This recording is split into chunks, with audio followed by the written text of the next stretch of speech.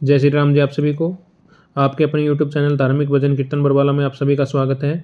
जैसा कि आप सभी को पता है कि आज बृहस्पतिवार है, यानी कि वीरवार है। तो आज के दिन बृहस्पति देव की पूजा की जाती है, जो कि केले के पेड़ के पास करनी चाहिए। केले को सींचना चाहिए आज के दिन और बृहस्पति देव की पूजा करनी चाहिए। तो आज की इस वीडियो में हम आप सभी को बृहस्पतिवार की व्रत कथा, व्रत की विधि और पूजा कैसे करनी चाहिए, ये सभी बताएंगे। तो बृहस्पतिवार की व्रत कथा, इस वीडियो में 2 कथाएं सुनाएंगे हम आप सभी को। तो वीडियो के एंड तक ज़रूर बने रहें और कथा का आनंद लें। और कथा कैसी लगी कमेंट करके ज़रूर बताएं। तो आइए शुरू करते हैं बृहस्पतिवार की व्रत कथा। सबसे पहले बृहस्पतिवार की विधि। इस दिन भगवान विष्णु की पूजा की जाती है। दिन में एक ही समय भोजन करना चाहिए। पीले वस्त्र धारण करने चाहिए। पीले फलों का प्रयोग करना चाहिए। भोजन भी चने की दाल का होना चाहिए। नमक नहीं खाना चाहिए इस दिन। पीले रंग का फूल, चने की दाल, पीले कपड़े और पीले चंदन से पूजन करनी चाहिए।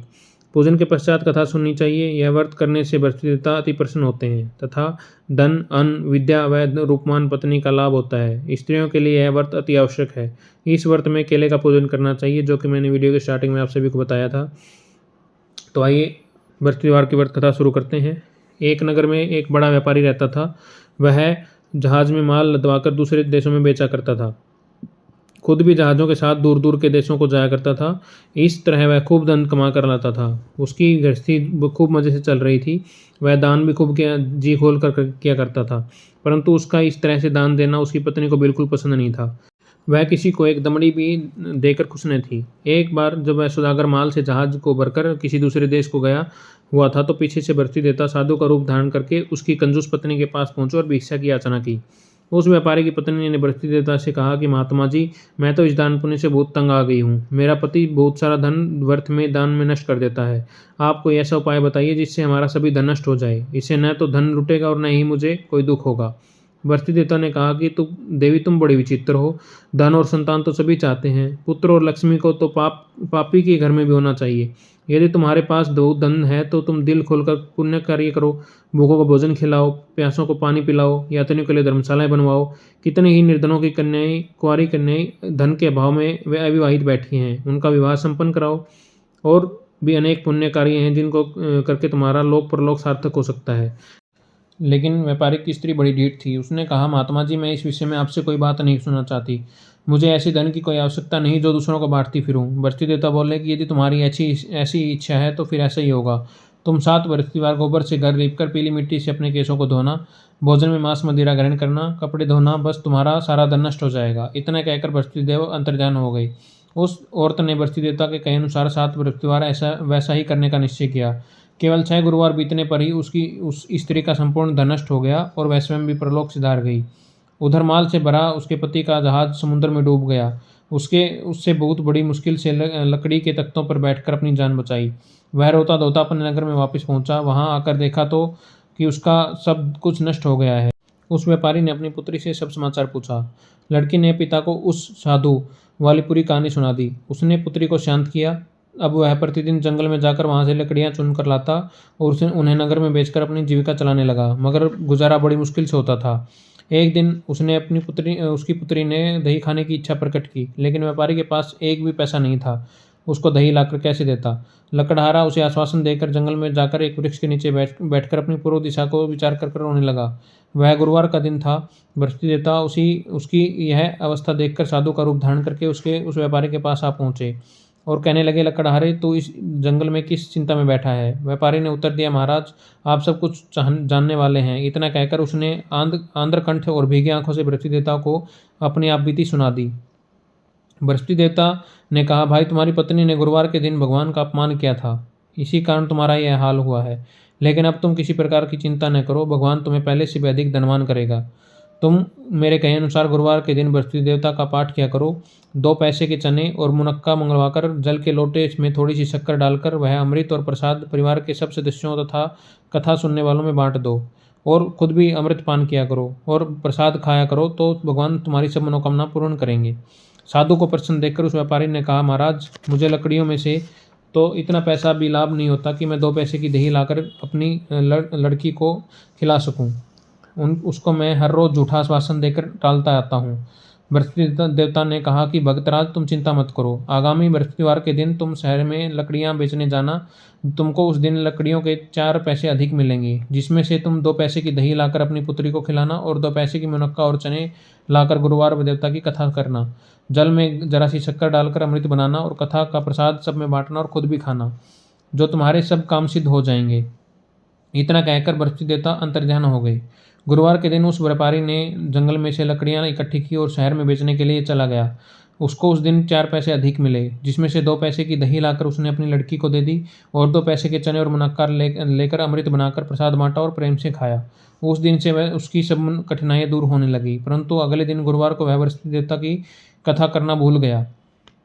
शुक्रवार को उस नगर के राजा ने आज्ञा दी कि कल मैंने एक बहुत बड़े का आयोजन करवाया है, अतएव कोई भी व्यक्ति अपने घर में अग्नि न जलाए और समस्त देवता जनता मेरे यहाँ आकर भोजन करें। जो इस आदेश की अवहेलना करेगा उसे सूली पर लटकाया जाएगा। राजा की आज्ञा अनुसार अगले दिन सब लोग राजा के महल में भोजन करने गए, लेकिन उस व्यापारी और उसकी लड़की दोनों तनिक विलंब से पहुंचे। अतएव राजा ने उन दोनों को अपने महल में के अंदर ले जाकर भोजन करवाया। जब वह पिता पुत्री भोजन कर वापसी आए तो महारानी की दृष्टि पर उस खुंटी पर पड़ी जिस पर उसका नौलखा हार टंगा हुआ था। वह खुंटी पर अब हार नहीं था। महारानी को विश्वास हो गया कि उसका हार लकड़हारा और उसकी लड़की ही लेके गए हैं। फौरन सिपाहियों को बुलाकर दोनों बाप बेटी को कैद करवाकर जेल में डाल दिया गया। कैदखाने में पड़कर बाप बेटी दोनों अत्यंत दुखी हुए। वहाँ इन्होंने बृहस्पति देवता का स्मरण किया। बृहस्पति देवता वहीं प्रकट हो गए और व्यापारी से कहने लगे, भक्तराज तुम पिछले सप्ताह बृहस्पति देवता की कथा करना भूल गए थे, इसलिए तुम्हारा यह हाल हुआ है। परंतु तुम किसी प्रकार की चिंता न करो। बृहस्पति के दिन कैदखाने के दरवाजे पर तुम्हें 2 पैसे पड़े मिलेंगे। वह पैसे उठाकर चने और मुनक्का मंगवा लेना। फिर विधि पूर्वक बृहस्पति देवता का पूजन तथा कथा करना, तुम्हारे सब दुख दूर हो जाएंगे। बृहस्पतिवार के दिन उस व्यापारी को जेल के मुख्य द्वार पर के पास 2 पैसे पड़े हुए मिले। बाहर सड़क पर एक स्त्री जा रही थी। व्यापारी ने उसे बुलाकर कहा कि वह बाजार से उसे 2 पैसे के चने और मुनक्का ला दे, ताकि मैं बृहस्पति देवता की कथा कर सकूं। उस पर स्त्री ने कहा कि मैं अपनी बहू के लिए कपड़े सिलवाने जा रही हूँ, मैं बृहस्पति भगवान को क्या जानूं। इतना कहकर वह औरत वहाँ से चली गई। थोड़ी देर बाद वहाँ से एक और स्त्री निकली। व्यापारी ने उस स्त्री को बुलाकर प्रार्थना की, बहन तुम मुझे बाजार से 2 पैसे के चने और मुनक्का ला दो, मुझे बृहस्पति देवता की कथा करनी है। वह स्त्री बृहस्पति देवता का नाम सुनकर बोली, बलिहारी जाऊँ वीर भगवान के नाम पर, मैं तुम्हें अभी मुनक्का और चने लाकर देती हूँ। मेरा इकलौता बेटा मर गया है, मैं उसके लिए कफन लेने जा रही थी, मगर अब पहले तुम्हारा काम करूँगी, उसके बाद मेरे बेटे के लिए कफन लाऊंगी। उस स्त्री ने व्यापारी से 2 पैसे लिए और बाजार से चने और मुनक्का लेकर आई और स्वयं भी बृहस्पति देवता की कथा सुनी। कथा समाप्त होने के बाद वह स्त्री अपने पुत्र के लिए कफन लेकर अपने घर की ओर रवाना हुई तो क्या देखती है कि दोनों कि लोग उसके बेटे की लाश को राम नाम सत्य कहते हुए शमशान की ओर ले जा रहे थे। उस स्त्री ने उन लोगों से कहा, भाई मुझे अपने लाडले का मुख तो दिखने दो। लोगों ने अर्थी को जमीन पर रख दिया। तब उस स्त्री ने अपने मृत पुत्र के मुख में प्रसाद और अमृत डाला। प्रसाद और अमृत के मुख में पड़ने के साथ ही उसका पुत्र उठ खड़ा हुआ और अपनी माता को गले लगाकर मिला। दूसरी स्त्री जिसे बृहस्पति देवता का निरादर किया था, वह अपने पुत्र के विवाह के लिए कपड़े लेकर वापसी लौटी और उसका पुत्र घोड़ी पर बैठकर बारात में निकला तो घोड़ी ने ऐसी छलांग मारी कि वह जमीन पर आ गिरा और बुरी तरह से घायल हो गया और कुछ ही क्षण के पश्चात वह मर गया। तब वह स्त्री रो रो कर बृहस्पति देवता से कहने लगी, हे देव मेरा अपराध क्षमा करो, मुझे मेरा अपराध क्षमा करो। उसकी प्रार्थना सुनकर भगवान बृहस्पति साधु का रूप धारण कर वहाँ आए और वह स्त्री से कहने लगी, देवी अधिक विलाप करने से की कोई जरूरत नहीं है। तुमने गुरुवार देवता का निरादर किया था, जिसके परिणाम स्वरूप तुम्हें यह मिला है। तुम जेलखाने जाकर भक्त से समालोचना करो और उससे सब कुछ ठीक हो जाएगा। वह स्त्री फिर जेलखाने पहुंची और मुख्य द्वार के पास जाकर उस व्यापारी के हाथ जोड़कर कहने लगी, भक्तराज मैंने तुम्हारा कहा नहीं माना, मुनक्का और चना लाकर तुम्हें नहीं दिए। इससे गुरुवार देवता मुझसे रुष्ट गए और जिसके कारण मेरा इकलौता पुत्र मर गया, घोड़ी से गिरकर मर गया। व्यापारी ने कहा कि माता तू चिंता मत कर, गुरुवार देवता सब कल्याण करेंगे। तुम पहले अगले गुरुवार को आकर बृहस्पति देवता की कथा सुनना। तब तक अपने पुत्र के शव को फूल, इत्र, घी आदि सुगंधित पदार्थों में रख दो। उस स्त्री ने ऐसा ही किया। बृहस्पति देवता का बृहस्पति का दिन आया पहुंचा। वह 2 पैसे की मुनक्का और चने लेकर और पवित्र जल का लोटा भरकर जेल के द्वार पर आ गई और श्रद्धा के साथ बृहस्पति देवता की कथा सुनी। तब जब कथा समाप्त हुई तो अमृत व प्रसाद लाकर अपने मृत पुत्र के मुख में डाला। अचानक उसकी सांसें आने लगी तो वह उठकर खड़ा हो गया। पुत्र को लेकर अब वह महिला खुशी से अपने घर को रवाना हुई और बृहस्पति देवता के गुण गाने लगी। उसी दिन रात्रि में राजा को बृहस्पति देवता ने स्वप्न में दर्शन दिए और कहा कि हे राजन, तूने जिस व्यापारी और उसकी पुत्री को जेल में बंद कर रखा है वह दोनों निर्दोष हैं। अब दिन निकलने के साथ ही दोनों को जेल से रिहा कर दो। तेरी रानी का नौलखा हार उसी खूंटी पर लटका है। दिन निकला तो रानी ने अपना हार खूंटी पर लटका देखा। राजा ने उस व्यापारी को जेल से रिहा कर अपने अपराध के लिए क्षमा मांगी और उसको अपना आधा राज्य देकर उसकी लड़की का उच्च कुल में विवाह कर दहेज में हीरे जवाहरात दिए। बृहस्पति देवता ऐसे ही हैं, जैसी जिसकी मनोकामना होती है वह पूर्ण करते हैं। इस व्रत के करने से व्यक्ति रोग मुक्त व निर्धन धनवान होता है, निपुत्र पुत्रवान होता है, यश व ऐश्वर्य की वृद्धि होती है, जीवन सुखमय होता है, मन की चिंताएं भी दूर होती हैं। जो कोई श्रद्धा और प्रेम से बृहस्पति देवता की कथा पढ़ेगा और उस दूसरों को पढ़कर सुनाएगा, उसकी सब इच्छाएं पूर्ण होंगी। बोले बृहस्पति भगवान की जय हो। आइए आप सभी को बृहस्पति देवता की दूसरी कथा सुनाता हूँ। एक दिन इंद्र अहंकार पूर्वक अपने सिंहासन पर बैठे थे और बहुत से देवता, ऋषि, गंधर्व, किन्नर आदि इस सभा में उपस्थित थे। जिस समय बृहस्पति जी वहां आए तो उस सब ने उनके सम्मान के लिए खड़े हुए, परंतु इंद्र गर्व के कारण खड़ा न हुआ, यद्यपि वह सदैव उनका आदर किया करता था। बृहस्पति जी इसे अपना अनादर समझकर वहां से उठकर चले गए। तब इंद्र को बहुत बड़ा दुख हुआ कि देखो, मैंने गुरुजी का अनादर कर दिया है, मुझसे बड़ी भारी भूल हो गई है। गुरुजी के आशीर्वाद से ही मुझको यह वैभव मिला है, उनके क्रोध से यह सब नष्ट हो जाएगा। इसलिए मुझे उनके पास जाकर ही क्षमा मांगनी चाहिए, जिससे उनका क्रोध शांत हो जाएगा और मेरा कल्याण हो जाएगा। इस प्रकार का विचार कर इंद्र बृहस्पति जी के आश्रम पर गए। बृहस्पति जी ने अपने योग बल से जान लिया कि इंद्र क्षमा मांगने के लिए उनके पास आश्रम आ रहा है। तब क्रोधवश उनसे भेंट करना उचित न समझ वे अंतर्ध्यान हो गए। जब इंद्र ने बृहस्पति जी के आश्रम में न देखा तो वह निराश होकर लौट आया। जब दैत्यों को के राजा वर्षवर्मा को यह भी समाचार विदित हुआ कि उसने अपने गुरु शुक्राचार्य की आज्ञा से इंद्रपुरी को चारों तरफ से घेर लिया, गुरु की कृपा न होने के कारण देवता हारने व मार खाने लगे। तब देवताओं के ने जाकर ब्रह्मा जी को विनयपूर्वक वह सब वृत्तांत सुनाया और निवेदन किया कि महाराज, दैत्यों से किसी भी प्रकार हमारी रक्षा कीजिए। ब्रह्मा जी ने कहा कि तुमने बड़ा अपराध किया है, जो गुरुदेव को क्रोधित कर दिया। तपस्या ऋषि के पुत्र विश्वरूपा बड़े तपस्वी और ज्ञानी हैं, उन्हें अपना पुरोहित बनाओ और तभी तुम्हारा कल्याण हो सकेगा।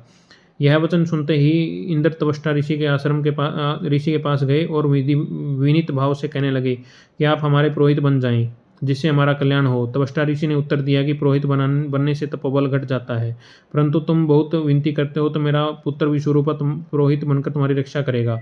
विश्वरूपा ने पिता की आज्ञा से पुरोहित बनकर ऐसा यत्न किया कि हरि इच्छा से इंद्र वर्षवर्मा को युद्ध में जीतकर इंद्र सिंहासन पर स्थित हुआ। विश्वरूपा के 3 मुख थे। एक मुख से वह सोमपल्ली का रस निकालकर पीते, दूसरे मुख से मदिरा पीते और तीसरे मुख से अनादि भोजन करते। इंद्र ने कुछ दिन उपरांत वहां कहा कि मैं आपकी कृपा से यज्ञ करना चाहता हूँ। विश्वरूपा के आज्ञानुसार यज्ञ प्रारंभ हुआ। एक दिन दैत्य ने विश्वरूपा से आकर कहा कि तुम्हारी पत्नी माता दैत्य की कन्या है, इस कारण दैत्यों के कल्याण के निमित्त भी एक आहुति दैत्यों के नाम पर भी दे दिया करो। विश्वरूपा उस दैत्य का कहा मानकर आहुति देते समय दैत्यों का नाम भी धीरे से लेने लगा। इसी कारण यज्ञ करने से देवताओं का तेज नहीं बढ़ा। इंद्र ने यह सब वृत्तांत जानते ही क्रोधित होकर विश्वरूपा के 3 सिर काट डाले। मद्यपान करने वाले से भंवरा, सोमपल्ली पीने वाले से कबूतर और अन्न खाने वालों से तितर बन गया। विश्वरूपा के मरते ही इंद्र का स्वरूप ब्रह्महत्या के प्रभाव से बदल गया। देवताओं द्वारा 1 वर्ष तक पश्चाताप करने पर भी ब्रह्महत्या का पाप न छूटा तो सब देवताओं के प्रार्थना करने पर ब्रह्मा जी बृहस्पति जी के सहित यहाँ आए। उस ब्रह्महत्या के 4 भाग किए गए, उनमें से 1 भाग पृथ्वी को दिया। इसी कारण धरती कहीं ऊंची कहीं नीची है और बीज बोने के लायक नहीं होती। साथ ही ब्रह्मा जी ने यह वरदान भी दिया कि पृथ्वी में गड्ढा होगा और कुछ में पाकर स्वयं भर जाएगा। दूसरा भाग वृक्षों को दिया, जिसमें से गोंद बहता है। इस कारण गूगल के अतिरिक्त सब गोंद अशुद्ध समझे जाते हैं। वृक्षों को यह वरदान दिया कि ऊपर से सूख जाने पर जड़ फिर से फूट जाएगी। तीसरा भाग स्त्रियों को दिया। इसी कारण स्त्रियां हर महीने रजस्वला होकर पहले दिन चांडालनी, दूसरे दिन ब्रह्मागातिनी और तीसरे दिन धौमिन के समान रहकर चौथे दिन शुद्ध होती हैं। साथ ही उनको संतान प्राप्ति का वरदान दिया। चौथा भाग जल को दिया, जिससे फैन और शिवाल आदि जल के ऊपर आ जाते हैं। जल को यह वरदान दिया कि जिस चीज में डाला जाएगा वह बोझ में बढ़ जाएगी। इस प्रकार इंद्र को ब्रह्महत्या के पाप से मुक्त किया गया। जो मनुष्य इस कथा को पढ़ता या सुनता है उसके सब पाप बृहस्पति जी महाराज की कृपा से नष्ट हो जाते हैं। बोलिए बृहस्पति भगवान की जय हो। बृहस्पतिवार की कथा यहीं पर समाप्त होती है। आइए बृहस्पतिवार की आरती करते हैं। ओम जय बृहस्पति देवा स्वामी जय बृहस्पति देवा, छिन छिन भोग लगाऊं कदली फल मेवा। ओम जय बृहस्पति देवा तुम पूर्ण परमात्मा तुम अंतर्यामी, स्वामी तुम अंतर्यामी, जगत पिता जगदीश्वर तुम सबके स्वामी।